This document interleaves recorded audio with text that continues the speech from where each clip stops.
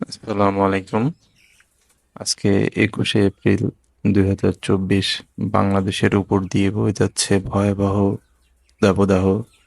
সরকার কর্তৃক hit alert জারি হয়েছে। আজকে তাপমাত্রা 42 ডিগ্রি সেলসিয়াস।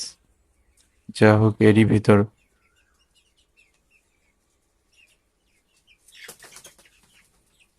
প্রজেক্টের জন্য গতকালকে নিয়ে এসেছি আরো 15টি কালার বার্ডস বা সোনালী মুরগি। আর আগে থেকে ছিল 20টি মতো ফাউমি মুরগি। তো এই ফার্মি মুরগি আর কালার বার্ডস এর যে একটা আচরণগত তফাৎ আজকে আপনাদের সাথে শেয়ার করব। আর বলে রাখা ভালো, এই মুরগিগুলোর বয়সের পার্থক্য ফার্মি মুরগিগুলো এই কালার বার্ডস থেকে আনুমানিক আনুমানিক না, এক্স্যাক্টলি 12 দিনের বড়। তো আসলে আমার যা আশা ছিল যে ফার্মি মুরগিগুলো বোধহয় খুব বেশি বড় হবে না, ওদেরকে আমি একদিন বয়স থেকে পালতেছি। ওরা এমন আহামরিতে খুব বেশি খাবার খায় ব্যাপারটা তাও না, কিন্তু মাশাআল্লাহ ওদের গ্রোথ খুবই ভালো।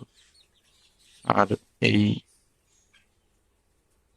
কালার বার্ডস গুলো একটা বাণিজ্যিক ফার্মে ছিল। আমি সেখান থেকে নিয়ে আসছি। সেখানে ওনারা প্রচুর খাবার দেয়।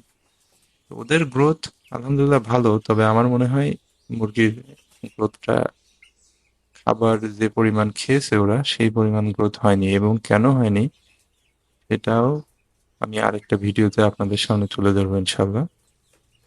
তো আমার একদিনের অভিজ্ঞতায়, আসলে আমি অভিজ্ঞ খামারিও না, ইতিপূর্বে কখনো মুরগি ওইভাবে পালাও হয় নাই।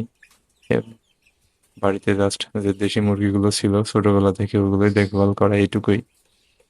তো আসলে জেনেটিক্যালি যে তফাৎ, কালার বার্ডস গুলো খুবই মানুষ ঘেঁষা।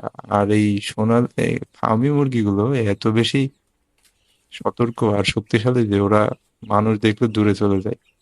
আমার মনে হয়েছে যে দেশি মুরগি থেকেও ফার্মি মুরগিগুলো খুবই বেশি সতর্ক, এবং ওদের গ্রোথও আলহামদুলিল্লাহ খুব ভালো।